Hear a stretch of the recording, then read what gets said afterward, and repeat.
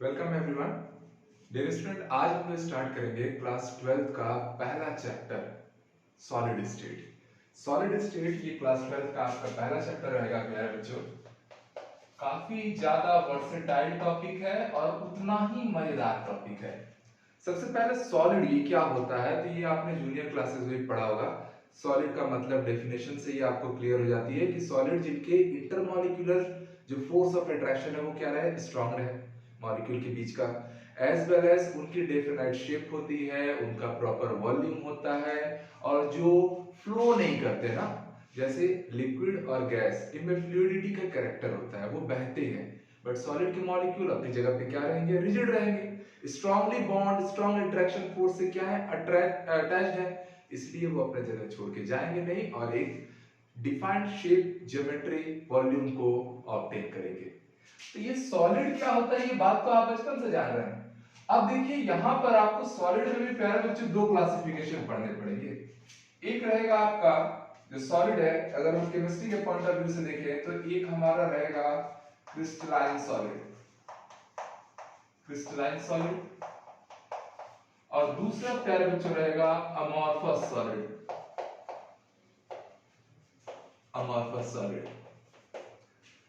क्या होते हैं ये, इनके बीच में क्या क्या डिफरेंसेस है, आराम से देखना ना। पहला है क्रिस्टलाइन सॉलिड। तो क्रिस्टलाइन सॉलिड में बच्चों फर्स्ट पॉइंट कि ये प्योर सॉलिड है। क्रिस्टल सॉलिड को हम लोग क्या नाम देते हैं, प्योर सॉलिड। अमॉर्फस सॉलिड की अगर बात करूं ना मैं, तो अमॉर्फस सॉलिड को प्यारे बच्चों हम नाम देंगे solid with liquid nature, solid with liquid nature. क्यों ऐसा बोल रहा हूं मैं, क्योंकि ये वो सॉलिड है ना जिनमें फ्लूइडिटी का कैरेक्टर है, जो फ्लो कर सकते हैं, जो बह सकते हैं। अब बिकॉज ये फ्लो कर सकते हैं, इनके मॉलिक्यूल्स जो रहेंगे ना उनके बीच का अट्रैक्शन फोर्स ना उतना प्रॉपर्ली स्ट्रांग नहीं है, इसलिए वो एडजस्टेबल है, थोड़ा बहुत आगे पीछे एडजस्ट कर सकते हैं। उससे क्या आता है, फ्लूइडिटी का कैरेक्टर आ जाता है, इसलिए कहते हैं इसको सॉलिड विद लिक्विड नेचर, या कई बार इसी को हम लोग सुपर कूल्ड लिक्विड के नाम से भी जानते हैं। क्या कहते हैं, सुपर कूल्ड लिक्विड, या कई बार बच्चों इसी को आप लोग सीडो सॉलिड भी कहोगे। सीडो सॉलिड मतलब दिखेगा तो सॉलिड की तरह, बट कहीं ना कहीं लिक्विड का कैरेक्टर भी रखेगा, मतलब फ्लो कर सकता है। फॉर एग्जांपल जो पुराने जमाने के जो इमारत होते हैं, घर होते हैं, बड़े बड़े जो पैलेस होते थे, अगर आप उनके खिड़कियों को जाके, जो पुराने बहुत पहले समय में लगे हैं, उनको जाके अगर टच करोगे ना, तो आप पाओगे कि ऊपर में ना पतला हो जाएगा और नीचे उसका थिकनेस ज्यादा रहेगा, मोटा रहेगा। कारण क्या है, बिकॉज जो ग्लास है, ग्लास एमॉर्फस सॉलिड में कंसीडर किया जाएगा ना, उसके मॉलिक्यूल लंबे समय से क्या कर रहे हैं, धीरे धीरे धीरे धीरे ही सही, पर ऊपर से नीचे की ओर फ्लो कर रहे हैं, इसलिए ऊपर पतला हो गया है, नीचे क्या हो गया है, थिकनेस बढ़ गई है। तो एमॉर्फस सॉलिड का मतलब ही होता है स्यूडो सॉलिड। रहेगा तो सॉलिड की तरह, जैसे मैंने ग्लास का बोला, मॉलिक्यूल ऊपर से नीचे लंबे समय का प्रोसेस लगता है, बट फ्लो तो किया ना, ठीक है। दूसरा बच्चों, अभी अभी ये बात क्लियर हो गई कि जो क्रिस्टल सॉलिड है ये प्योर सॉलिड है। सोचना ना, चीजों को रिलेट करके चलो, हर बात हर लाइन को ना फील करो, ठीक है। कि भैया ये तो क्रिस्टल सॉलिड प्योर सॉलिड है, प्योर सॉलिड है, इसका मतलब कि इसमें जो इंटरमॉलिक्यूलर फोर्स ऑफ अट्रैक्शन है, जो इंटरमॉलिक्यूलर फोर्स ऑफ अट्रैक्शन है, वो कैसा रहेगा, वो प्यारे बच्चों बहुत हायर रहेगा। वो कैसा रहेगा, इज हायर, ठीक है। Intermolecular force of attraction higher रहेगा, इसमें कंपैरेटिवली लोअर रहेगा, क्योंकि इसमें तो भैया फ्लूइड कैरेक्टर है ना, फ्लो कर सकते हैं, मॉलिक्यूल एडजस्टेबल है, एक दूसरे की जगह से श्रिंक कर सकते हैं, हट सकते हैं, ठीक है। तो इनमें comparatively lower force of attraction है, इसमें इंटरमॉलिक्यूलर फोर्स ऑफ अट्रैक्शन क्या है, बहुत हायर है। ऑब्वियस सी बात है प्यारे बच्चों कि अगर इसका intermolecular force of attraction higher है, इसका मतलब कि इसकी जो ज्योमेट्री रहेगी वो कैसी रहेगी, डिफिनाइट रहेगी। साथ ही साथ आप नाइफ विफ से इसको कट करोगे ना तो बहुत शार्प कटिंग होगा, ठीक है। इसका मतलब कि जो डेफिनाइट ज्योमेट्री रहेगा, रेगुलर वॉल्यूम रहेगा, वॉल्यूम भी कैसा रहेगा, रेगुलर रहेगा, और higher melting point, melting point कैसा रहेगा, हायर रहेगा।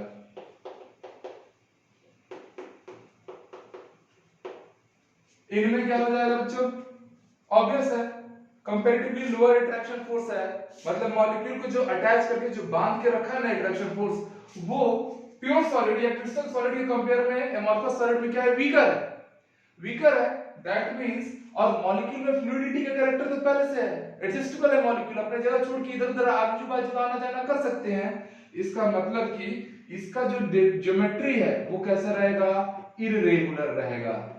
ज्योमेट्री कैसी रहेगी, इररेगुलर ज्योमेट्री रहेगी, कोई डेफिनाइट वॉल्यूम नहीं आने वाला इस बार, ठीक है। साथ ही साथ लोअर मेल्टिंग पॉइंट भी रहेगा। इसका मेल्टिंग पॉइंट कैसा रहेगा, क्रिस्टल सॉलिड के कंपेयर में ना लोअर रहेगा, ठीक है, एकदम से लोअर नहीं रहेगा। क्रिस्टल सॉलिड के कंपेयर में इसका मेल्टिंग पॉइंट लोअर रहेगा। ये तो 3-4 डिफरेंसेस हो गए, और ये सारे डिफरेंसेस एक लाइन से क्लियर होते हैं ना। वो लाइन क्या है, इंटरमॉलिक्यूलर फोर्स ऑफ अट्रैक्शन को देखना, इसका हायर है इसलिए मेल्टिंग पॉइंट हायर है, ज्योमेट्री डिफाइंड है, इसका लोअर है, मेल्टिंग पॉइंट भी लोअर है, ज्योमेट्री इरेगुलर है। क्लियर हो रही बात प्यारे बच्चों? एक दो लाइन और बढ़ाता हूं मैं, ठीक है, एक आध डिफरेंस और कंसीडर करते हैं। जो क्रिस्टल सॉलिड है, जो क्रिस्टल सॉलिड है प्यारे बच्चों, ये फोर्थ लाइन, ठीक है, क्रिस्टल सॉलिड दे आर एनआइसोट्रॉपिक। ये कैसे होते हैं, एनआइसोट्रॉपिक नेचर के होते हैं। अब भैया ये आइसोट्रॉपिक और एनआइसोट्रॉपिक क्या है, इसमें ले लीजिए, they are isotropic in nature, ये आइसोट्रॉपिक नेचर के होंगे। होता क्या है ये वर्ड आइसोट्रॉपिक या आइसोट्रॉपिक, एनआइसोट्रॉपिक? तो मेरे प्यारे बच्चे समझिए, ऐसा कंपाउंड या ऐसा सब्सटेंस जो थ्रू आउट ऑल डायरेक्शन में, अगर उसकी फिजिकल प्रॉपर्टी मतलब रिफ्रैक्टिव इंडेक्स हो सकता है, उसकी कंडक्टिविटी हो सकती है, कुछ भी, अगर थ्रू आउट ऑल डायरेक्शन में सेम रहे फिजिकल प्रॉपर्टी, तो वो सॉलिड क्या होगा, वो कहलाएगा आइसोट्रॉपिक। आइसो का मतलब ही क्या होता है, सेम। आइसोटोप मतलब एक ही एलिमेंट से बनने वाले, ठीक है। तो आइसो का मतलब ही क्या होता है, सेम। तो through out the all direction अगर फिजिकल प्रॉपर्टी सिमिलर रहती है तो आप उसको नाम देते हो आइसोट्रॉपिक। तो आप देखिए कि जो क्रिस्टलाइन सॉलिड है वो एनाइसोट्रॉपिक नेचर का आया और एमॉर्फस वाला आइसोट्रॉपिक नेचर का आया। अब दिमाग में ये थोड़ा सा डाउट जा रहा होगा, सर इसको आना चाहिए ना, क्योंकि इसके मॉलिक्यूल तो एडजस्ट कर नहीं रहे, अपनी जगह पे रिजिडली अटैचमेंट में है, तो आइसोट्रॉपिक किसको आना चाहिए? तो प्यारे बच्चों में एक आपको एग्जांपल बता रहा हूं। मान लीजिए आपने ये पढ़ा होगा फिजिक्स में या अभी आप पढ़ेंगे कि मान लो मैंने एक कील लिया, ठीक है, लोहे की एक कील है, लोहा क्या है, कंडक्टर है। ये मान लो एक मेरा आयरन का भाला, बर्छा, कील जो भी है, ठीक है। आप जानते हैं कि सरफेस पे इलेक्ट्रॉन्स रहेंगे, ठीक है, वो सरफेस पे क्या है, हमारे इलेक्ट्रॉन्स है, ऑब्वियस है, हर मेटल के सरफेस पे मिलियंस ऑफ मिलियंस इलेक्ट्रॉन होते हैं। बट आप एक चीज नोटिस करेंगे कि जहां नुकीले सरफेस होते हैं ना, वहां इलेक्ट्रॉन की जो डेंसिटी होती है, जो क्लाउड होती है, वो बहुत हायर होती है। घरों में आप लोग कूलर वूलर लगा हुआ देखेंगे तो आप हमेशा नोटिस करेंगे ना कि जो रस्टिंग होती है, जो जंग लगता है ना, वो हमेशा कोने में लगता है, जो कॉर्नर एंड होते हैं वहीं लगता है। कारण क्या है कि वहां पर इलेक्ट्रॉन का क्लाउड ज्यादा है, और जहां इलेक्ट्रॉन का क्लाउड ज्यादा है, ऑब्वियस सी बात है कि वहां चार्ज की वैल्यू ज्यादा है, चार्ज ज्यादा होने से वहां कंडक्टिविटी ज्यादा है, इसलिए वहां केमिकल रिएक्शन जल्दी होगा, वहां पर कोरोजन पहले होगा। बात समझ पा रहे हैं ना? कूलर के बीच सरफेस में कोरोजन कम होता है, कॉर्नर कॉर्नर में होगा ना, क्योंकि कॉर्नर में इलेक्ट्रॉन का क्लाउड ज्यादा है। तो प्यारे बच्चे आप समझ पा रहे हैं कि अगर एक कंडक्टर है, एक मेटल है, जो कि एक क्या है, प्योर सॉलिड है, तो प्योर सॉलिड में थ्रू आउट द सरफेस क्या उसकी कंडक्टिविटी सिमिलर रही, क्या नहीं रही। जहां कॉर्नर है, जहां टर्न हुआ है, वहां पर आप देख पा रहे हैं कि उसकी इलेक्ट्रॉन ज्यादा है, इसलिए कंडक्टिविटी भी ज्यादा है। सरफेस में conductivity compare to this point क्या रहेगी, कम रहेगी। तो यहाँ पर हर डायरेक्शन में, हर एक प्लेस पे जो फिजिकल प्रॉपर्टी है, जैसे मैंने एग्जांपल के तौर पे कंडक्टिविटी का नाम लिया, वो क्या सिमिलर रही, क्या नहीं रही, इसीलिए हम इसको क्या नाम दिए, एनआइसोट्रॉपिक। मैंने एग्जांपल में क्या लिया था, एक लोहे का भाला, तलवार, रॉड, कील, जो भी लेना है आपको, उसको लिया था, जो क्या है, प्योर सॉलिड है। तो प्योर सॉलिड या क्रिस्टल सॉलिड क्या होते हैं, एनआइसोट्रॉपिक नेचर के होते हैं।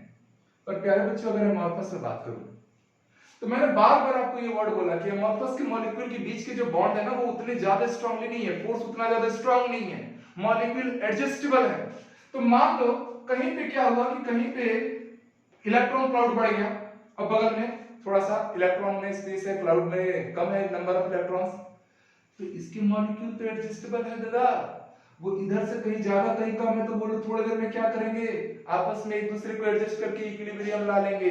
इसका मतलब कि through out the all direction उसकी फिजिकल प्रॉपर्टी क्या रहने वाली है, सेम रहने वाली है। इसीलिए अमॉर्फस सॉलिड आइसोट्रोपिक कैरेक्टर का होता है और क्रिस्टल सॉलिड आपका एनआइसोट्रोपिक कैरेक्टर का होता है। मुझे अब उम्मीद है कि ये वर्ड जो आइसोट्रोपिक है बच्चों ये आपको हमेशा याद रहेगा, क्योंकि जब आप लोग हायर स्टडी करेंगे ना, कॉलेजेस में जाएंगे, तो ये वर्ड आपको वहां भी देखने मिलता है। ठीक है, तो क्लियर हो गई ये बातें, आइसोट्रोपिक और एनिसोट्रोपिक क्या है। नेक्स्ट बच्चों कि जो क्रिस्टल सॉलिड है ऑब्वियसली ये प्योर सॉलिड है, मॉलिक्यूल अपनी जगह पे जमा हुआ है ना भाई, स्ट्रांगली फोर्स के साथ, किसी के डिगाने से नहीं डिग रहा। अब मेल्ट ही कर दोगे तो बात अलग है भाई, ठीक है, तब की बात ही अलग है, कंडीशन ही अलग है, तब वो सॉलिड भी नहीं रह जाएगा। पर जब वो सॉलिड में है तब मॉलिक्यूल अपनी जगह पे एकदम डटे हुए हैं। इसका मतलब कि जो क्रिस्टल सॉलिड होता है और डेफिनाइट ज्योमेट्री होती है उसमें लॉन्ग रेंज ऑर्डर रहता है, लॉन्ग रेंज ऑर्डर या लॉन्ग रेंज अरेंजमेंट रहता है। यहां पर बच्चों शॉर्ट रेंज अरेंजमेंट रहता है, शॉर्ट रेंज ऑर्डर या शॉर्ट रेंज अरेंजमेंट। क्यों? क्योंकि इसके मॉलिक्यूल एडजस्टेबल है ना, एक दूसरे के पास आना जाना कर सकते हैं, तो शॉर्ट रेंज अरेंजमेंट हो जाएगा। इसके मॉलिक्यूल अपनी जगह पे फिक्स्ड है, जो जहां है वही रहेगा, ठीक है, तो लॉन्ग रेंज अरेंजमेंट को मेंटेन करेंगे, ठीक है, या इसी को लॉन्ग रेंज ऑर्डर भी कहते हैं।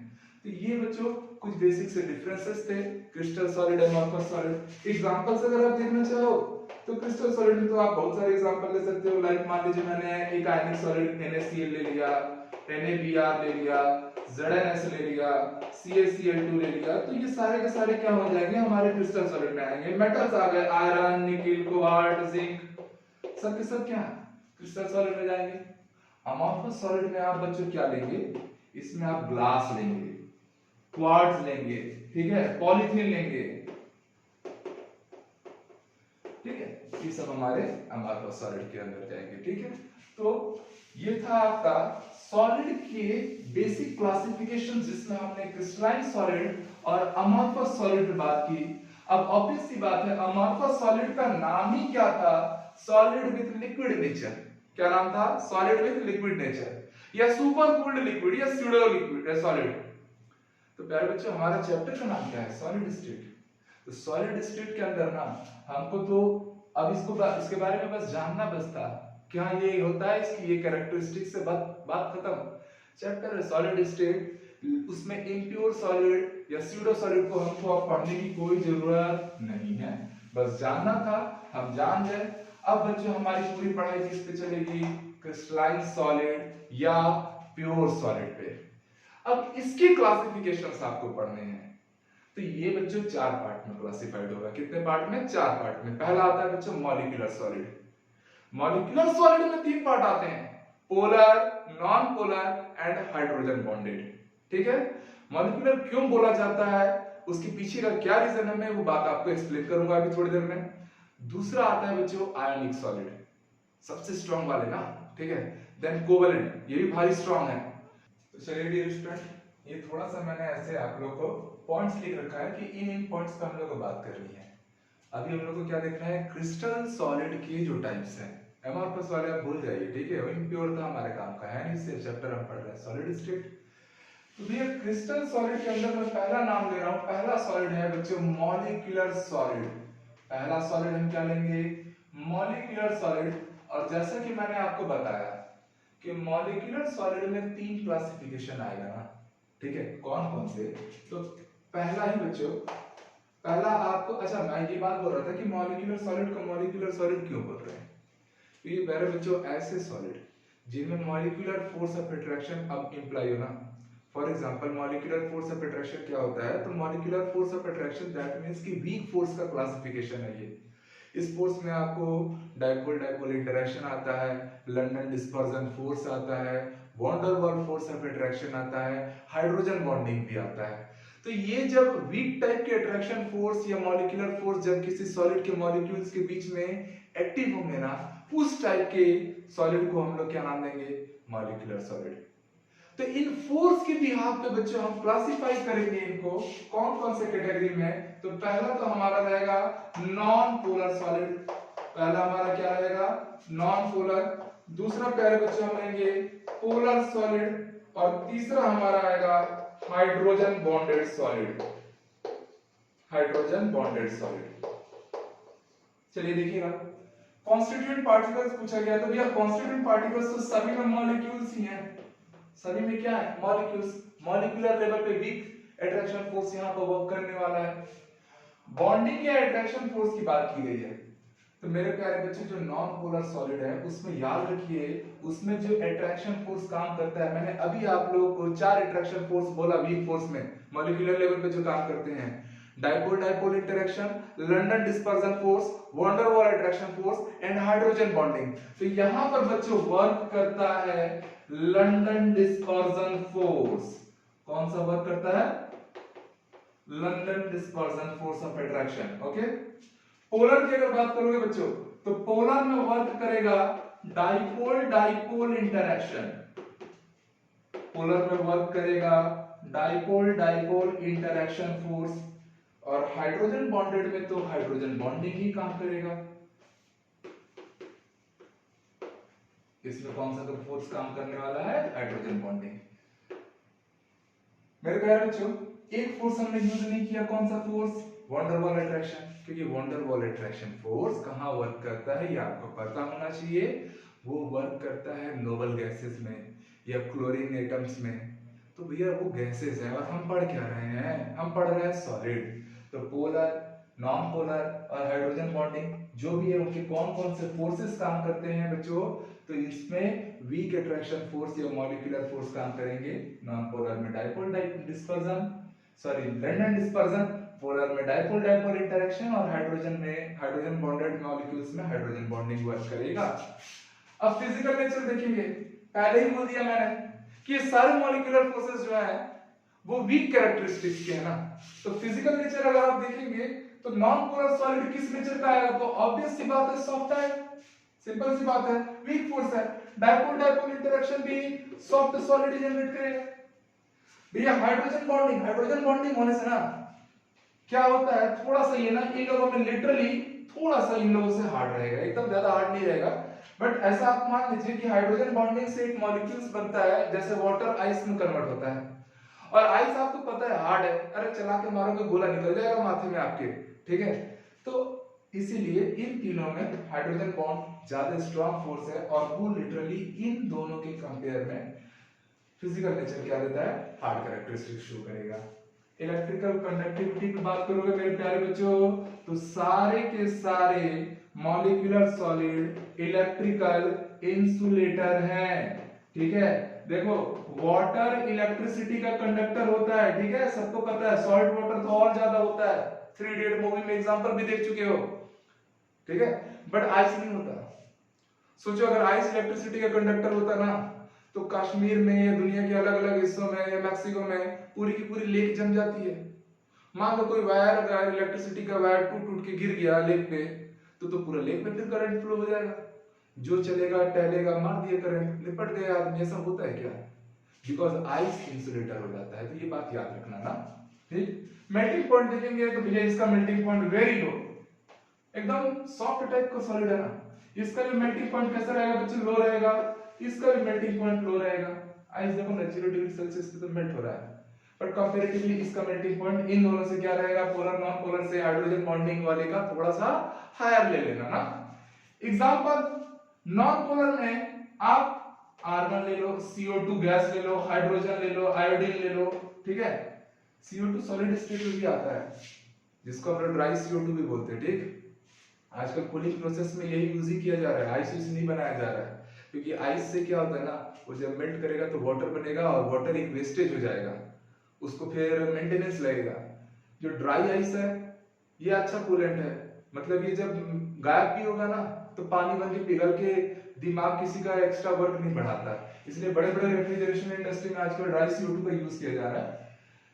ठीक है, ये सब हमारे किस में आ जाएंगे, नॉन पोलर में। पोलर में बच्चों आप लोग अमोनिया ले लो, ठीक है, SO2 ले लो, HCl मॉलिक्यूल ले लो, और इसमें आप लोग क्या लेंगे, जो हमारा हाइड्रोजन बॉन्डिंग है उसमें सबसे अच्छा एग्जांपल आप लोग लेंगे आइस का। ठीक है, तो बच्चों ये था आपका मॉलिक्यूलर सॉलिड, और ये मॉलिक्यूलर सॉलिड के अंदर के क्लासिफिकेशन जिसमें नॉन पोलर, पोलर और हाइड्रोजन बॉन्डेड आया। पर कहानी यही खत्म नहीं होगी, कहानी तो अब चालू होगी। क्रिस्टल सॉलिड में मैंने आपको बताया कि क्रिस्टल सॉलिड में आपको तीन टाइप के, चार टाइप के सॉलिड पढ़ने हैं, 4 टाइप के सॉलिड पढ़ने थे। कौन कौन से, मॉलिक्यूलर तो पढ़ना ही था, मॉलिक्यूलर के अंदर के ये तीन है भाई, ये मॉलिक्यूलर के अंदर के तीन है। अभी तो और कैटेगरी बाकी है। कौन कौन सी कैटेगरी बाकी है भैया, तो अभी आयनिक सॉलिड पढ़ना है, मेटालिक सॉलिड पढ़ना है, और कोवलेंट सॉलिड भी पढ़ना है। तो चलो मैं नाम लिखता हूं, मॉलिक्यूलर भैया बाय बाय। ठीक है, चीजें एकदम याद करते चलो ना, और हर चीज समझ के चलो, तो याद करने में भी ना एक बार याद होता है, और उसको आप कभी भुला के भी नहीं भूल पाओगे। टेंशन ही खत्म हो जाता है ना जब चीजें समझ में आ गई, तो भूलने का डर ही खत्म। चलो बच्चे दूसरे सॉलिड में हम लोग आते हैं, that is metallic solid. Metallic solid. फिर हमारा थर्ड क्लासिफिकेशन रहेगा बच्चों कोवलेंट सॉलिड, या इसी को कई बार हम लोग नेटवर्क सॉलिड के नाम से भी जानते हैं, network solid. And the fourth classification and last classification is ionic solid. अब इनके कॉन्स्टिट्यूएंट पार्टिकल्स क्या होंगे, तो आपको पता है जो मेटल होता है ना, मेटल इलेक्ट्रिसिटी का कंडक्टर है। क्यों कंडक्टर है, क्योंकि उसमें फ्री इलेक्ट्रॉन्स होते हैं जो मूव कर सकते हैं, और जब चार्ज मूव करता है तब इलेक्ट्रिसिटी को जनरेट होना ही होता है। तो इसमें ओशियन ऑफ इलेक्ट्रॉन्स होता है ना, ओशियन ऑफ इलेक्ट्रॉन्स या ओशियन ऑफ चार्ज पार्टिकल। ठीक है, इलेक्ट्रॉन ही लिख देता हूं, चलो ये चार्ज लिख लो, मतलब मिलियंस ऑफ मिलियंस इलेक्ट्रॉन्स है ना जो फ्री टू मूव है। ठीक है, इसलिए तो कंडक्टर हो जाता है। बॉन्डिंग कौन सी रहेगी, तो बीएस में कौन सी बॉन्डिंग लगेगी, मेटालिक बॉन्डिंग लगेगी। मेटल सॉलिड है तो बॉन्डिंग भी मेटालिक बॉन्डिंग। फिजिकल नेचर आप सबको पता है कि भैया जो मेटल होते हैं वो कैसे होते हैं, हार्ड होते हैं, और साथ ही साथ में मिलिएबल भी होते हैं। इसका मतलब इससे शीट फॉर्म हो सकता है, वायर फॉर्म हो सकता है। इलेक्ट्रिकल कंडक्टिविटी तो आप सबको पता है, इलेक्ट्रिसिटी का कैसा रहेगा, कंडक्टर रहेगा। ठीक, इलेक्ट्रिसिटी का conductor, melting point high.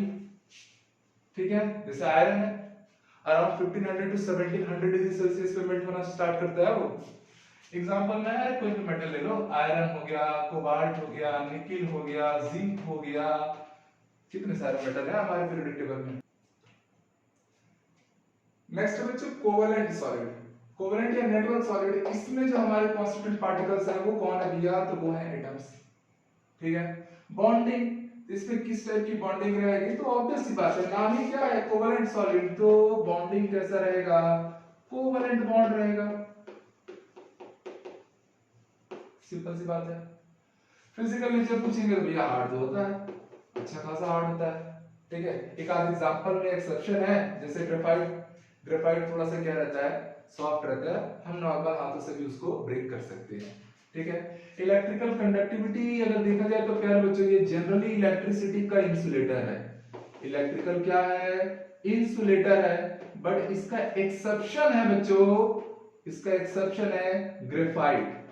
Graphite ऐसा कोवेलेंट सॉलिड है जो इलेक्ट्रिसिटी कंडक्ट करता है, इसलिए न्यूक्लियर रिएक्टर में हम लोग ग्रेफाइट को यूज भी करते हैं। ठीक है, क्योंकि ये हीट का इंसुलेटर होता है, मतलब हीट से ये मेल्ट नहीं होगा। पेंसिल वेंसिल की जो नीडल्स रहती हैं आपने सुना होगा ग्रेफाइट से बनता है, आप उसको आग में फेंक दीजिए, ऊपर का पूरा लकड़ी जल जाएगा, पर अंदर का जो उसका नीडल है जो ग्रेफाइट है ना वो बर्न नहीं करेगा। कारण क्या है, क्योंकि ये हीट का इंसुलेटर है, आग से इसको कोई फर्क नहीं पड़ना है, बट इलेक्ट्रिसिटी का कंडक्टर है, इसीलिए तो रिएक्टर में यूज करते हैं ना, न्यूक्लियर रिएक्टर में। तो जो कोवेलेंट सॉलिड है basically they are insulator of electricity, but इसमें एक्सेप्शन है प्यारे बच्चों, कौन सा एक्सेप्शन है, ग्रेफाइट। ठीक है, मेल्टिंग पॉइंट, मेल्टिंग पॉइंट तो वेरी हाई। ठीक है, इसका मेल्टिंग पॉइंट तो हाई ही रहेगा, पर वही बात है ना। ठीक है, एक्सेप्शन भी चल रहा है साथ साथ में। एग्जांपल में आप लोग सिलिका ले लीजिए, एल्यूमिनियम नाइट्राइड आ जाए, सिलिकॉन कार्बाइड आ जाए, या आपका और भी बड़े सारे एग्जांपल्स हैं, ठीक है। तो ये सारे के सारे एग्जांपल्स आप लोग किसमें ले सकते हो, कोवेलेंट सॉलिड में। डायमंड आ जाए आपका, ठीक है, ग्रेफाइट आ गया आपका, सब के सब क्या है हमारे कोवेलेंट सॉलिड की एग्जांपल्स हैं। कैरेक्टरिस्टिक्स पकड़ पकड़ के चलो ना। Metallic solid permanent conductor, covalent solid insulator except graphite, केवल ग्रेफाइट को छोड़ के बाकी सारे क्या लेना, सब के सब क्या लिए जाएंगे, इंसुलेटर कैरेक्टर के लिए जाएंगे, ठीक है प्यारे बच्चों। नेक्स्ट है आयनिक सॉलिड। कॉन्स्टिट्यूएंट पार्टिकल्स क्या रहेंगे, अभी आयनिक सॉलिड है तो आयंस रहेंगे, और कौन रहेंगे, आयंस मतलब केटायन एनायन चार्ज पार्टिकल्स। अब चार्ज पार्टिकल है तो पूछ रहा है अट्रैक्शन फोर्स या बॉन्डिंग क्या लगेगी, ठीक है, अट्रैक्शन फोर्स या बॉन्डिंग क्या रहेगी। तो मेरे प्यारे बच्चों, दो चार्ज पार्टिकल के बीच में कौन सा फोर्स लगता है, आपने पढ़ा ना अभी फिजिक्स में क्लास 12 में आते ही आते कि भैया दो चार्ज पार्टिकल रहेंगे तो उनके बीच में फोर्स लगता है इलेक्ट्रोस्टैटिक फोर्स ऑफ अट्रैक्शन। तो यहां कौन सा फोर्स लगेगा, इलेक्ट्रोस्टैटिक फोर्स, ठीक, सिंपल सी बात है। आयंस आयंस मतलब चार्ज ही तो है ना, cation positive charge anion negative charge, उनके बीच में कौन सा फोर्स, इलेक्ट्रोस्टैटिक फोर्स, स्थिर विद्युत बल। फिजिकल नेचर भैया ये भी हार्ड रहेंगे, बट ये हार्ड रहने के साथ साथ ना ये ब्रिटल रहेंगे, मतलब ना भंगुर होंगे, हैमरिंग करोगे भसक जाएंगे ना, छितर-बितर हो जाएंगे, रेगुलर मैनर में डिस्ट्रीब्यूट नहीं होंगे, ब्रिटल है, ठीक है। इलेक्ट्रिसिटी के कंडक्टर है, इंसुलेटर है। तो मेरे प्यारे बच्चों, जो आयनिक सॉलिड है ना, ठीक है, मान लो मैं आयनिक सॉलिड NaCl बना रहा हूं, तो वो किससे बन रहा है, Na+Cl-, यहाँ Cl- Na+, ये लोग आपस में से जुड़ के आयनिक सॉलिड बनाए। फॉर एग्जांपल इनमें चार्ज है, ठीक है, ऑब्वियसली इस पे अभी चार्ज है, बट जब आयन सॉलिड स्टेट में उसके मॉलिक्यूल अपनी अपनी जगह पे क्या है, फिक्स है, अपनी अपनी जगह पे क्या है, फिक्स है। आपको पता है इलेक्ट्रिसिटी तो तब कंडक्ट होती है ना जब चार्ज फ्लो करे। इलेक्ट्रिसिटी का तो बच्चों डेफिनेशन ही है, rate of flow of charge is known as electric current, ठीक है। जब चार्ज फ्लो करेगा तब इलेक्ट्रिसिटी आएगा, चार्ज फ्लो ना करे तो कोई इलेक्ट्रिसिटी जनरेट नहीं होता, ठीक है। तो मेरे प्यारे बच्चों, जब ये आयनिक सॉलिड फॉर्म में है, जब ये सॉलिड फॉर्म में है तो इसके आयंस अपनी अपनी जगह पे क्या है, रेस्ट में है। चार्ज है भी तो भी वो क्या कर रहा है, फ्लो नहीं कर रहा है। इसका मतलब इन सॉलिड स्टेट ये लोग इलेक्ट्रिकली क्या है, इंसुलेटर, इलेक्ट्रिकली इंसुलेटर, फ्लो नहीं कर रहा है, इलेक्ट्रिसिटी बनेगा नहीं। बट प्यारे बच्चे, जब इसको मेल्ट कर दूंगा, जब मैं क्या करूंगा, मेल्ट कर दूंगा, जैसे ये मेल्ट होगा सारा बॉन्ड अलग अलग सेपरेट हो गया, वो आयंस बन गए केटायन एनायन। अब मेल्ट होने पे जैसे ही वो लिक्विड कैरेक्टरिस्टिक्स में आएगा, एक्वस फॉर्म में आएगा, मेरे प्यारे बच्चों वो फ्लो करेगा, क्योंकि एक्वस का लिक्विड का कैरेक्टरिस्टिक्स ही है कि वो फ्लूइडिटी कैरेक्टर को शो करता है, वो फ्लो कर सकता है। पहले से पता है ये आयंस है, मतलब चार्ज है, और चार्ज जब फ्लो करता है तब क्या बनता है, करंट, इलेक्ट्रिसिटी। मतलब कि जब ये मोल्टन स्टेट में रहेंगे, जब ये मोल्टन स्टेट में रहेंगे मेरे प्यारे बच्चों, ये एक्वस स्टेट में रहेंगे, तब ये क्या बन जाएंगे, कंडक्टर। तब ये क्या बन जाएंगे, इलेक्ट्रिसिटी के कंडक्टर। तो कई बार आपसे ये पूछा जाता है, विच solid is insulator in solid state and conductor in molten state. तो वो कौन सी सॉलिड है, आयनिक सॉलिड। याद रहेगा ये कैरेक्टरिस्टिक्स। और क्यों ऐसा होता है ये बात भी आपको ठीक से समझ में आया, क्योंकि जैसे ही मेल्ट करेगा ना, फ्लो करने लगेगा, आयंस है मतलब चार्ज है, charge flows then electricity generate. वही हाल है यहाँ पर, मोल्टन स्टेट में कंडक्टर होगा, सॉलिड स्टेट में एज इंसुलेटर बिहेव करेगा। मेल्टिंग पॉइंट ऑब्वियसली है, इसका मेल्टिंग पॉइंट बच्चों क्या होता है, वेरी हाई होता है। एग्जांपल आप लोग NaCl ले लो, CaCl2 हो गया या CaF2 हो गया, हमारे पास मान लीजिए और भी एग्जांपल ले रहा हूं, जैसे NaCl हो गया, CaF2 हो गया, और आयंस ले लीजिए, आयनिक आयंस में जैसे हमारे पास ZnS हो गया, ठीक है, बहुत सारे एग्जांपल्स हैं। तो ये थे हमारे सॉलिड का क्लासिफिकेशन। पहले हमने सॉलिड को क्लासिफाई किया दो टाइप में, क्रिस्टल सॉलिड, अमॉर्फस सॉलिड, और फिर क्रिस्टल सॉलिड को क्लासिफाई किया 4 कैटेगरी में, molecular solid, metallic solid, covalent solid और आयनिक सॉलिड। तो प्यारे बच्चे इतना आप लोग नोट कीजिए, फिर आगे बढ़ते हैं। तो डियर स्टूडेंट, अभी तक हमने कवर किया कि जो सॉलिड है वो दो पार्ट में क्लासिफाई हुआ है, एक क्रिस्टल सॉलिड, दूसरा अमorphous सॉलिड। फिर हमने ये देखा कि जो क्रिस्टल सॉलिड है अमorphous को छोड़ दिया। क्रिस्टल सॉलिड के जो क्लासिफिकेशन है उसमें हमने चार पार्ट में क्लासिफाइड किया और उनको डिटेल में ले जाकर पढ़ाई किया। अब स्टूडेंट्स के माइंड में ये डाउट आ रहा होगा कि यार ये जो क्रिस्टल सॉलिड है ये एक्चुअल में बनता कैसे है, कैसा दिखता है, कितने टाइप के होते हैं। ठीक है, तो प्यारे बच्चों, जो हमारा क्रिस्टल सॉलिड है, जो क्रिस्टल सॉलिड है, अगर मैं इसका स्ट्रक्चर पे बात करूं कि ये जनरेट कैसे होता है, तो सबसे पहले आपको कुछ पॉइंट्स जानना पड़ेगा। और वो कुछ पॉइंट्स में आप लोग को, जैसे देखो क्रिस्टल सॉलिड जो है ना, ठीक, ये अपने आप में एक पूरी तरह से ऑर्गेनाइज्ड स्ट्रक्चर है। इसको बनाने के लिए, जैसे मान लो आप एक घर देखते हो, एक बिल्डिंग देखते हो, तो वो पूरी तरह से क्या ऑर्गेनाइज्ड है, वो ऊपर ऊपर से आपको दिख रहा है। बट बिल्डिंग बनाते समय बड़ी सारी चीजों का यूज हुआ रहता है ना, तो सिमिलरली क्रिस्टल सॉलिड बनाने से पहले बड़े सारी चीजों का यूज होगा, और वो कौन कौन सी चीजें होंगी उनको थोड़ा सा डिटेलिंग कर लेते हैं। तो प्यारे बच्चों, सबसे पहले आता है लैटिस पॉइंट। आपको क्रिस्टल सॉलिड बनाने के लिए पहले लैटिस बनाना पड़ता है।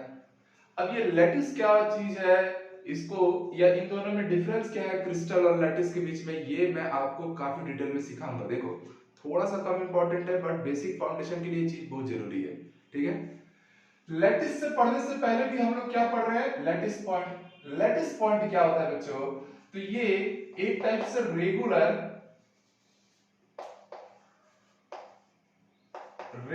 अरेंजमेंट ऑफ पॉइंट्स है, regular arrangement of points in three dimensional space, in three dimensional space. For example ध्यान दीजिएगा कि मान लीजिए यहां पर मेरे पास बहुत सारे पॉइंट्स हैं, उसको मैं थ्री डायमेंशनल स्पेस में ऐसे लोकेट किया, और ये रेगुलर अरेंजमेंट में है ना, एक के नीचे एक देख रहे हैं आप लोग अच्छे से। ठीक है, तो ये जो थ्री डायमेंशनल स्पेस में एक रेगुलर अरेंजमेंट में जो पॉइंट्स रहेंगे, उन्हीं पॉइंट्स को आप क्या नाम देने वाले हैं, लैटिस पॉइंट। अब इस लैटिस पॉइंट जैसे ही कंप्लीट होगा तो इससे हमारा जनरेट होता है यूनिट सेल। यूनिट सेल क्या है, तो ये मोस्ट फंडामेंटल यूनिट रहेगा ना, जो किसी भी लैटिस के स्ट्रक्चर को फॉर्मेशन करने के लिए एसेंशियल रहेगा। होता क्या है यूनिट सेल, तो अगर प्यारे बच्चे यूनिट सेल के बारे में आप देखना चाहो तो पहले तो ये कॉम्बिनेशन ऑफ लैटिस पॉइंट है। ये क्या है, कॉम्बिनेशन ऑफ लैटिस पॉइंट। मतलब जब आप लैटिस पॉइंट को जो पहले से ऑर्गेनाइज्ड मैनर में है, उनको जब आप कंबाइन करते हैं तो उससे क्या बनता है, unit cell. For example this, कि मैंने ये चार पॉइंट्स को आपस में एक दूसरे से कंबाइन करा दिया, तो ये जो मेरा स्क्वायर दिख रहा है, ये स्क्वायर क्या है, मेरा यूनिट सेल। प्यारे बच्चों, इसी की एक और प्रॉपर्टी है, ये रिपीटिंग यूनिट भी है। ये क्या है, repeating unit which generates the structure of lattice।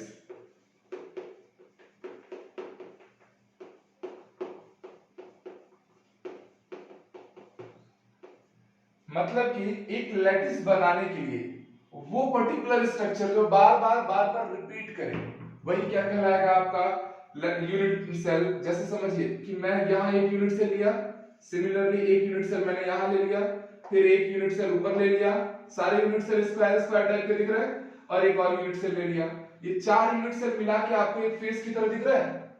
Similarly समझ लो ये एक फेस बन गया ना, ये बड़ा सा जिसका डायमेंशन अब इतना इतना है। ठीक है, इसी के ये फ्रंट फेस है, इसके बैक में एक और फेस आ जाए, एक लेफ्ट में आ जाए, एक राइट में आ जाए, एक टॉप पे आ जाए, एक बॉटम में आ जाए, तो आप समझ पाएंगे कि वहां एक क्यूब बनता हुआ आपको दिखेगा।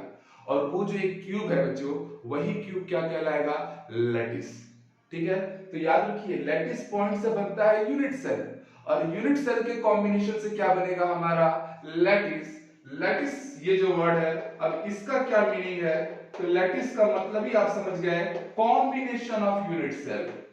जब बहुत सारे यूनिट सेल आपस में कंबाइन हो जाते हैं तब उससे हमारा क्या जनरेट होता है प्यारे बच्चों, लैटिस जनरेट होता है।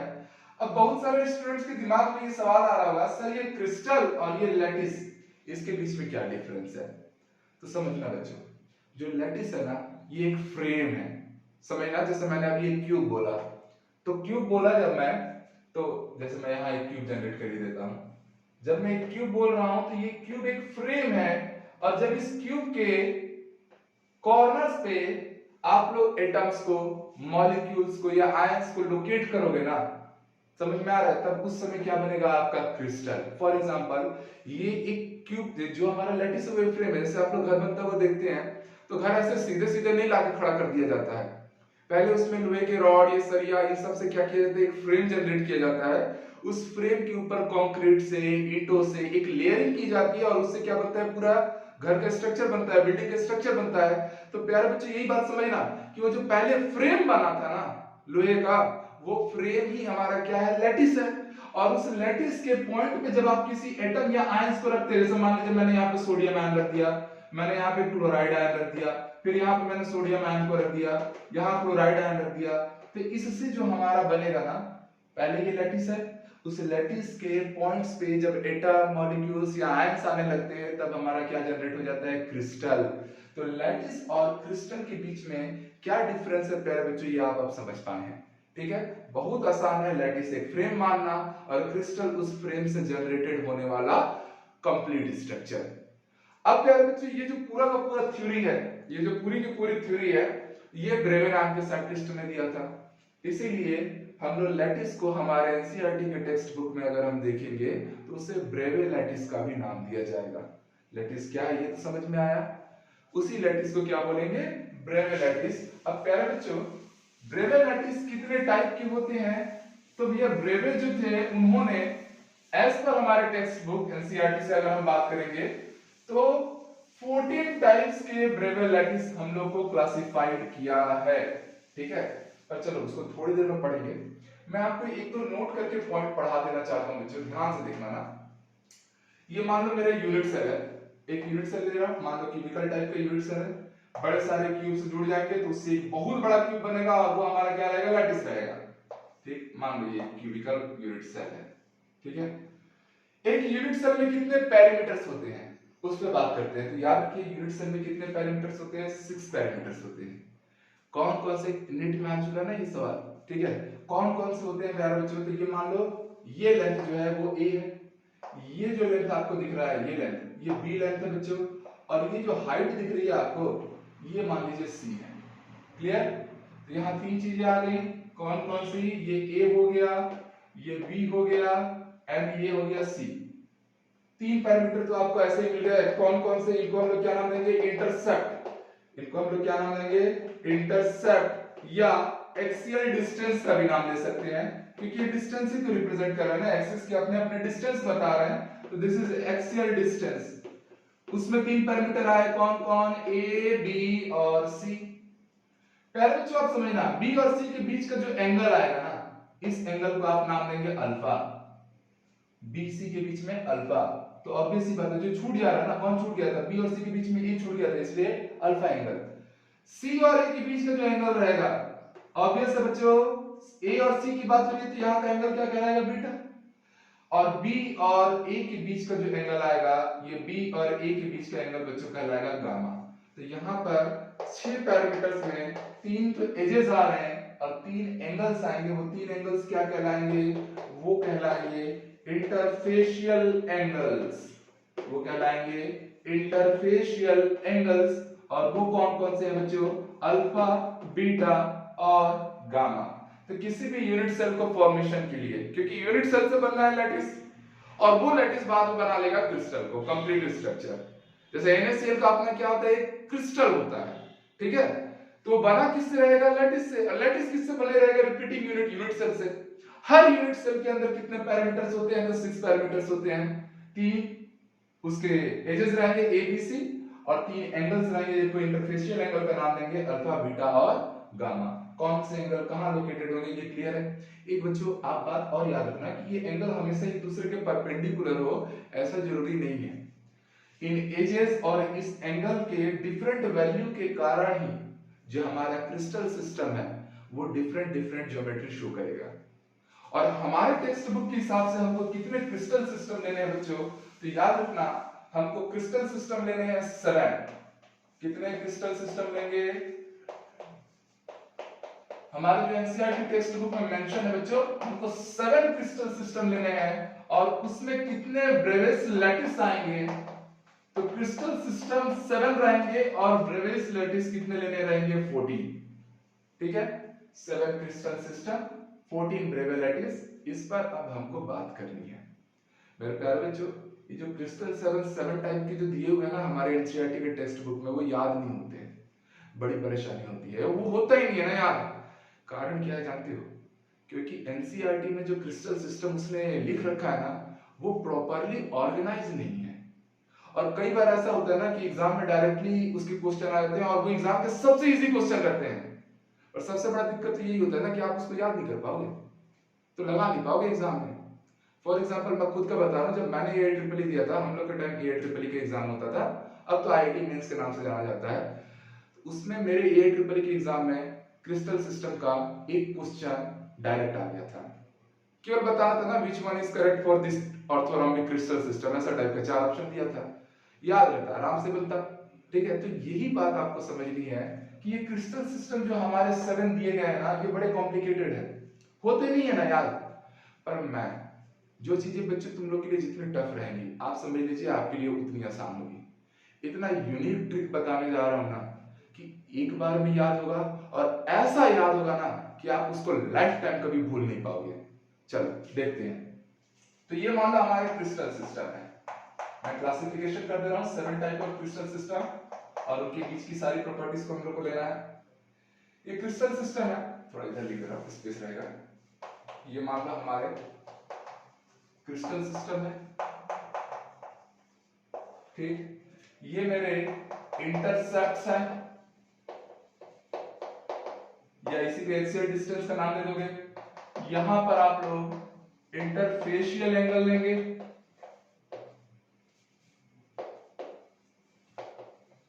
और यहां पर उस क्रिस्टल सिस्टम का क्या बनने वाला है, तो ये ब्रेवियस लैटिस रहेगा। चलो ध्यान देना ना क्या क्या कैसे कैसे करना है। आपको 7 क्रिस्टल सिस्टम एक बार में याद होगा, और ऐसा याद होगा ना कि आप लाइफ टाइम उसको साल भर याद रखोगे, भूलने का टेंशन ही खत्म करने वाला हूं मैं। ध्यान देना, आप एक ट्रिक जानो बच्चों, इस 7 क्रिस्टल सिस्टम 14 ब्रेवियस लैटिस को याद करने का एक ट्रिक क्या रहेगा कि ये class teacher on holiday, class teacher on holiday, यहां तक एक पहला कॉन्सेप्ट रहेगा, class teacher on holiday. Class teacher देखो किससे शुरू हुआ है, क्लास सी से, देखो इसी सीक्वेंस में याद रखना ना, इसी सीक्वेंस में याद रखना। ये मत समझना कि एनसीईआरटी में सर 1 2 3 4 7 तक जैसा दिया है वैसे याद करेंगे, वैसे याद करोगे याद ही नहीं होगा ना, क्योंकि वो एक ऑर्गेनाइज पैटर्न में नहीं है। जैसे मैं अभी बता रहा हूं, ये हाईली ऑर्गेनाइज रहेगा और एक बार में सारी चीजें याद होने वाली हैं। ट्रिक देते रहना, class teacher on holiday, class का मतलब रहेगा क्यूबिक सेल। क्या रहेगा, क्यूबिक सेल। क्रिस्टल सिस्टम में पहला क्रिस्टल सिस्टम क्यूबिक। टीचर बच्चों, टीचर मतलब टेट्रागोनल, टीचर से क्या आ गया, टेट्रागोनल। ऑन ओ से स्टार्ट है बच्चों, तो यहां पर आएगा ऑर्थो रोम्बिक, ऑर्थो रोम्बिक, ठीक है। फिर 4th नंबर पे आएगा बच्चों हमारा हॉलीडे, हॉलीडे मतलब हेक्सागोनल, हॉलीडे में क्या आएगा, हेक्सागोनल। यहां तक तो हमारे 4 हो गए। अब बाकी के बच गए 3, तो उनको कैसे याद करना बच्चों, तो उनको आप इंडिया के स्टेट के नाम से याद रखना ना, इंडिया के स्टेट के नाम से। जैसे आप समझिएगा, अगर मैं टॉप से बॉटम उतर रहा हूं, ऊपर से नीचे, तो अगर सीक्वेंस देखो तो राजस्थान पहले आता है, उसके नीचे महाराष्ट्र और उसके नीचे तमिलनाडु, ऐसे सीक्वेंस में याद रख लो। राजस्थान ऊपर, महाराष्ट्र, देन तमिलनाडु। आर में क्या आ जाएगा, तो बच्चे ये आएगा रोम्बोहेड्रल, रोम्बोहेड्रल। एम आया, एम मतलब महाराष्ट्र, महाराष्ट्र में बच्चे क्या लिखोगे, मोनोक्लिनिक, मोनोक्लिनिक, ये डॉक्टर का क्लिनिक नहीं है ना, ये लैटिस है ना, ठीक है, मोनोक्लिनिक। और टी मतलब बच्चों ये आएगा आपका 7th and the last, try clinic, try clinic. अब इन 7 टाइप के क्रिस्टल सिस्टम की हमको प्रॉपर्टीज पे बात करनी है बच्चों, ठीक है। ये क्या क्या प्रॉपर्टीज, क्या क्या पैरामीटर इन लोग अपना अपना इंडिविजुअली शो करते हैं। तो बच्चे ध्यान देना, ये साथ तो याद हो गया, class teacher on holiday, class teacher on holiday से हमने क्या सीक्वेंस बनाया, क्यूबिक, टेट्रागोनल, ऑर्थोरोम्बिक और हेक्सागोनल। उसके बाद मैंने आपको बोला आरएमटी, ठीक है, राजस्थान, महाराष्ट्र एंड तमिलनाडु, तो भैया रोम्बोहेड्रल, मोनोक्लिनिक, ट्राइक्लिनिक। अब उनकी इंटरसेप्ट्स या एज लेंथ पे अगर बात करोगे, ठीक है, एज लेंथ पे बात करोगे तो पहला चीज को ऐसे याद रखना कि यहाँ पर पहला वाला ऐसा है ना कि सभी लोग ना हेल्दी हैं। अभी देखो पेंडेमिक चल रहा है कोरोना टाइप का, ओके, सभी लोग हेल्दी हैं, हेल्दी मतलब A equal to B equal to C है। अब धीरे से क्या हुआ, कुछ लोग बीमार पड़ना शुरू हुए भैया, मतलब A equal to B not equal to C, ये बीमार पड़ गया। थोड़े समय में क्या हुआ, ये सभी लोग बीमार हो गए, सभी लोग बीमार हो गए, मतलब A not equal to B not equal to C। इसलिए मैंने इस सातों की सीक्वेंस बनाया था ना, ताकि ये चीजें बड़ी आसान हो जाए। अब ऑब्वियस सी बात है, कोई भी बीमारी है, कोई भी फ्लू है, एक समय के बाद सबको जब हुआ है तो घर में अब धीरे धीरे लोग ठीक भी तो होंगे, तो ठीक होंगे मतलब A भी ठीक हो गया, C बेचारा अभी तक बाकी है। फिर अब क्या होगा, एक टाइम के बाद तो सबको ठीक हो जाना है, तो A equal to B equal to क्या हो गया C। और एट द एंड कोई भी इंसान परमानेंट तो आया नहीं है, लाइफ एक टेम्परेरी इवेंट है, तो भैया यहाँ पर क्या हो जाएगा, सारे के सारे एंड में तो ऊपर ही जाने वाले हैं, इसका मतलब A not equal to B not equal to C। बात समझ में आ गया कि पहले सभी इक्वल थे, सभी हेल्दी थे, फिर धीरे से कोई बीमार पड़ा फिर सब, फिर धीरे से रिकवरी शुरू हुई, सब रिकवर हो गए, और एक समय के बाद तो सबको जहां से आए हैं उसी खुदा के पास पहुंचना ही है, तो नॉट इक्वल टू सारा लगा दिया, इंटरफेसेस तैयार। अगर ये सीक्वेंस तैयार रहेगा तो ये इंटरफेसेस आपको इजीली क्लियर हो जाएगा। इंटरफेशियल एंगल्स पे अगर बच्चों में आए तो एंगल्स में बहुत आसान, ये तो भैया एजेस से ज्यादा आसान, ये वाला मजा आया कि नहीं, ठीक है। एजेस में देखना, यहाँ के स्टार्टिंग के तीन में तो कोई टेंशन ही नहीं है, alpha equal to beta equal to gamma equal to 90 degree. Second वाले का भी वही, alpha equal to beta equal to gamma equal to क्या लेना 90 डिग्री। थर्ड वाले में भी प्यारे बच्चों, alpha equal to beta equal to gamma equal to क्या ले लेना 90 डिग्री। स्टार्टिंग के तीन तो ऐसे ही क्लियर हो गए। फिर याद रखना, जो फोर्थ वाला शो करेगा वही सिक्स्थ शो करेगा, मतलब फोर्थ और सिक्स्थ में लिटरली थोड़ी बहुत सिमिलरिटी रहेगी। सिमिलरली 5 और 7 भी लगभग एक जैसे लिखेंगे। कैसे, तो मेरे प्यारे बच्चे यहाँ ध्यान से देखना, फोर्थ और सिक्स्थ में यहाँ अल्फा इक्वल टू बीटा तो 90 डिग्री रहेगा, बट गामा जो रहेगा वो 90 डिग्री ना होके वो रहेगा 120 डिग्री। क्लियर, जैसा फोर्थ वैसा ही सिक्स्थ, बट इसमें थोड़ा सा फर्क रहेगा, यहाँ अल्फा और बीटा आपस में इक्वल है और वो 90 डिग्री की इक्वल है, यहाँ अल्फा और गामा आपस में इक्वल होंगे और वो रहेंगे 90 डिग्री, और बीटा इस बार 90 डिग्री नहीं रहेगा, हो सकता है वो कोई और एंगल रिप्रेजेंट करे, जैसे यहाँ गामा 90 डिग्री नहीं है, यहाँ बीटा 90 डिग्री नहीं है, दोनों याद रहेंगे, ठीक है। यहाँ दो एंगल इक्वल है, थर्ड डिफरेंट है, यहाँ भी दो एंगल इक्वल है, बट ये दो एंगल अल्फा और गामा है, और जो थर्ड एंगल है वो डिफरेंट है। यहाँ बच्चों क्या रहेगा, यहाँ अल्फा बीटा गामा आपस में इक्वल रहेंगे पर वो 90 डिग्री तो नहीं रहेंगे, ठीक। और लास्ट वाले के लिए क्या रहेगा, अल्फा बीटा गामा आपस में भी इक्वल नहीं रहेंगे और 90 डिग्री के भी इक्वल नहीं रहेंगे, मतलब तीनों के तीनों सब कुछ अलग अलग, कोई 45 डिग्री है, कोई 65 डिग्री है, कोई 100 प्लस डिग्री है, तो इस तरीके से आप लोग को कंसीडर करना है। तो मुझे लगता है प्यारे बच्चों आपको इंटरसेप्ट्स और इंटरफेशियल एंगल्स ये पूरा कॉन्सेप्ट आपको एकदम दिमाग में स्टोर हो चुका है, कभी भूलने का डर नहीं रखना ना, एक बार प्रैक्टिस जरूर कर लेना, क्योंकि डायरेक्ट आ जाता है ना, आपसे पूछ देगा कि भैया आप बताइए टेट्रागोनल के लिए कौन सा ऑप्शन सही है, और ऑप्शन में आपको दे देगा A equal to B equal to C, option A, option B दे देगा A not equal to B equal to C, ऐसा घुमा घुमा के देगा। तो मुझे लगता है कि अगर ये सीक्वेंस बन गया तो ऑप्शन तो आपको इमीडिएटली लग जाएंगे, एज वेल एज एग्जाम्स में भी पूछ देगा ना, आपके एकेडमिक्स में भी पूछ सकता है, ठीक है, कि भैया ऑर्थोरोम्बिक पे आप शॉर्ट नोट लिख दो, तो ये सब पॉइंट्स आपको डालने पड़ेंगे ना। क्लियर हो रही बात है। अब मेरे प्यारे बच्चों ब्रेवेल लैटिस लेना है, हमको पता है 7 क्रिस्टल सिस्टम थे, ये देखो 7 क्रिस्टल सिस्टम है हमारे, 1 to 7 है, उसमें कितने ब्रेवेल लैटिस को कंसीडर करने हैं 14, यही हमारे एनसीईआरटी टेक्स्ट बुक में दिया है, वो तो और होंगे पर हमको जो दिया है हमको तो वही लेना है। तो इसमें याद रखना बच्चों, ठीक है, एक चीज मैं पहले बता दूं कि जो अभी ब्रेवेल लैटिस आएगा उसके बारे में मैंने अभी आपको पढ़ाया नहीं है, बस आप नाम पहली बार सुनने वाले हैं, और मैं जानबूझ के इस टॉपिक को पहले लाया ताकि आप ये ब्रेवे लैटिस के भी नाम जाने और अगले क्लास में हम इन सारे ब्रेवे लैटिस को कैसे फॉर्म किया जाता है उसके ऊपर पढ़ाई करेंगे। ठीक है, तो ब्रेवे लैटिस में सबसे पहला इसमें आता है, जो पहला वाला है उसमें प्रिमिटिव आता है। क्या आता है?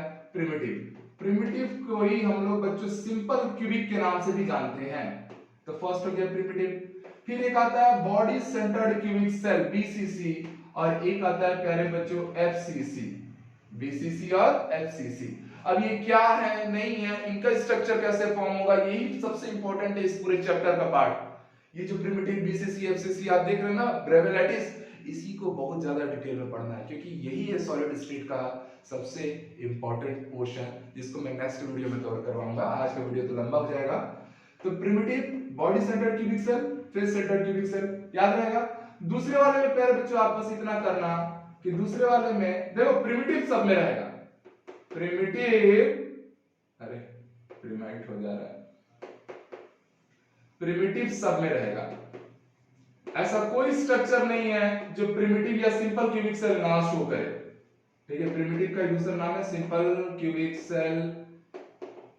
तो प्रिमिटिव तो सातों के सातों है, नो डाउट, टेंशन ही नहीं लेना ना। जैसे याद करवा रहा हूं वैसे वैसे चलो, भूलने का डर खत्म कर दूंगा ना मैं।